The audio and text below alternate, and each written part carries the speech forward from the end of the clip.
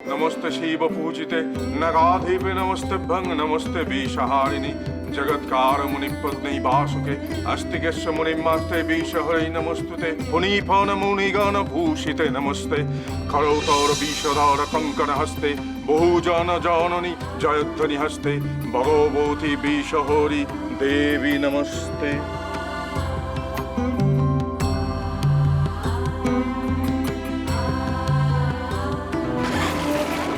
নিমাই, তুই কি করলি?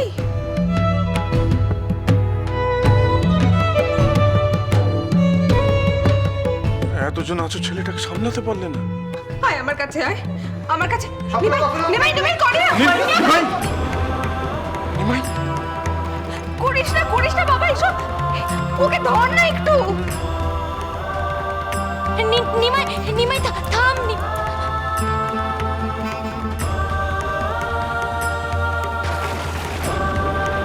নিমাই, নিমাই, নিমাই, নিমাই কি করছিস? নিমাই কি করছিস? আরে বাবা রে, ওকে একটু ধর না। আরে কি করছিস? কি হবে এখন? পুজোর ফুল ফল সবকিছুই তো নিমাই উল্টে দিয়েছে। সর্বনাশ হয়ে গেল। বিশ্বহরির পুজোয় বাধা পড়েছে, আর পুজো হবে না।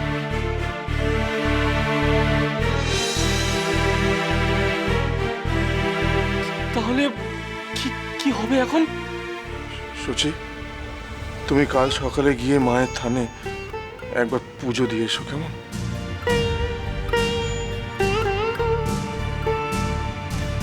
মা গো, ক্ষমা করে দিও মা। এ অবোধ বালক, ওর কোনো দোষ নেই না, ক্ষমা করে দিও মা। জগন্নাথ দাদা, জগন্নাথ দাদা, আপনাকে ছোট খুড়ো ডাকছে বাবা ঠাকুর। শ্রীনিধি, এসো এসো এসো এসো এসো।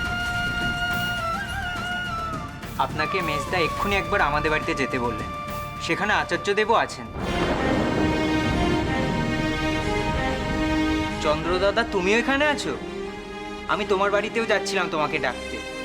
মেজদা বলল খুব জরুরি দরকার।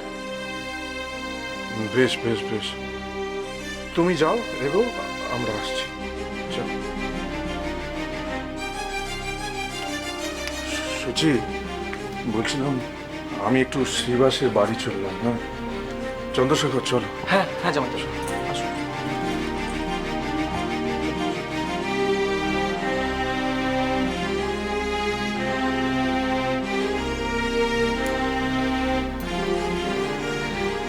কি হবে বলতো? মাঝে পুজোটা নিলেন না, আমার কেমন ভয় করছে।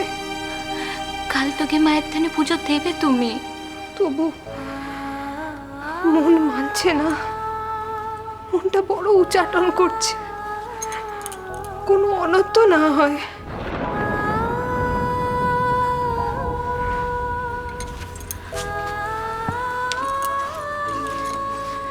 এটা তুই কি করলি বলতো বাবা? এমন আচারি বামুনের ঘরে হয়ে তুই এমন অনাচারি কি করে তৈরি হলি? এ অনাচার নয় গো মা, লীলা লীলা। কি মজা, কি মজা।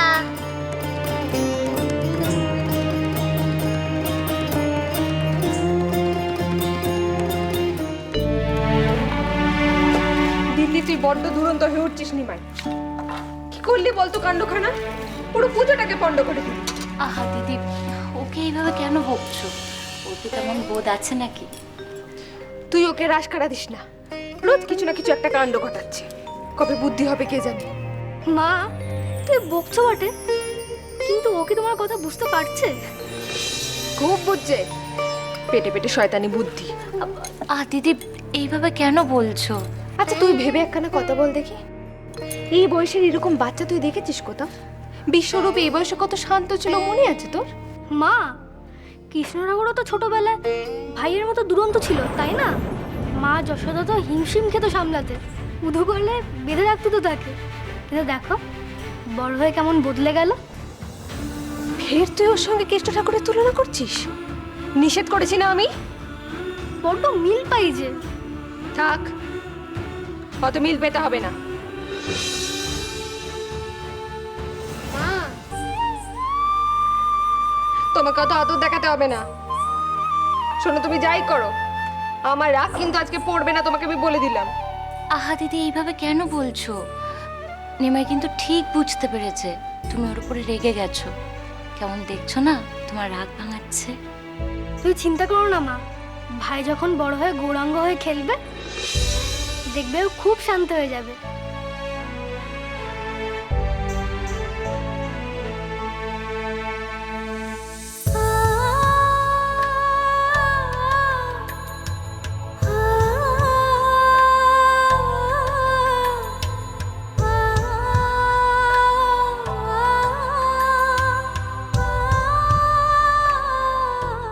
প্রণাম গুরুদেব। প্রণাম গুরুদেব।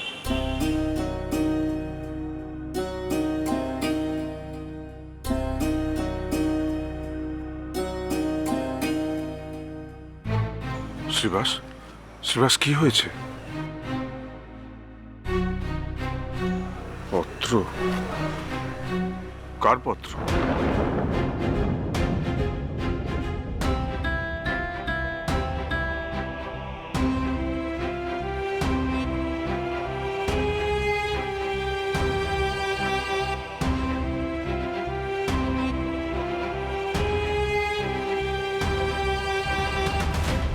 প্রিয় শ্রীবাস, এই পত্রখানি যখন তোমার হাতে পৌঁছবে তখন আমি নবদ্বীপ ছেড়ে অনেক দূরে কলিঙ্গরাজ প্রতাপরুদ্রের আমন্ত্রণে আমি আমার ছাত্রদের নিয়ে কলিঙ্গ রাজ্যের ন্যায়শাস্ত্রের অধ্যাপক পদে যোগ দিতে যাচ্ছি। আমার এই সংবাদ তুমি জগন্নাথ আর আচার্য দেবকে পৌঁছে দিও। বিশেষ কারণে আমি কাউকে কিছু বলে আসতে পারিনি, আমায় ক্ষমা করো। নবদ্বীপের কেউ শ্রীক্ষেত্রে এলে যেন আমার আতিথ্য গ্রহণ করে। ইতি বাসুদেব সার্বভৌম ভট্টাচার্য। বাসুদেব নীলাচলে চলে গেল এমন হঠাৎ করে? হ্যাঁ, সপরিবারে। এই নিতাই চরণের হাত দিয়ে পত্রটা পাঠিয়েছে। আশ্চর্য। আশ্চর্য এবং রহস্যময়। বাসুদেব এমন নিঃশব্দে চলে গেল যে নবদ্বীপের একটা পাতাও টের পেল না। কিন্তু কেন?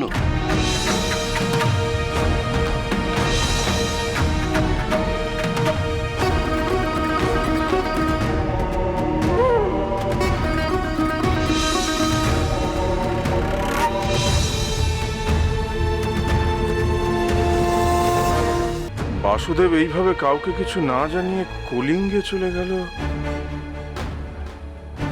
তবে কি এই পরিকল্পনা ও আগে থেকেই করে রেখেছিল?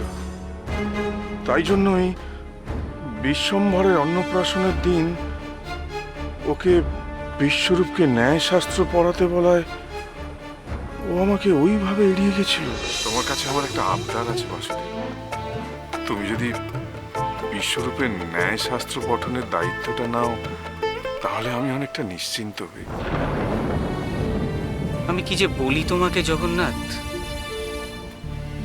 বিশ্বরূপের মতো মেধাবী পড়ুয়ার অধ্যাপক হতে কে না চাই বলো? কিন্তু আমার চতুষ্পাটিতে পড়ুয়ারদের সংখ্যা এখন এতটাই বেশি যে আমি সঠিকভাবে তাদের বসার জায়গায় দিতে পারি না।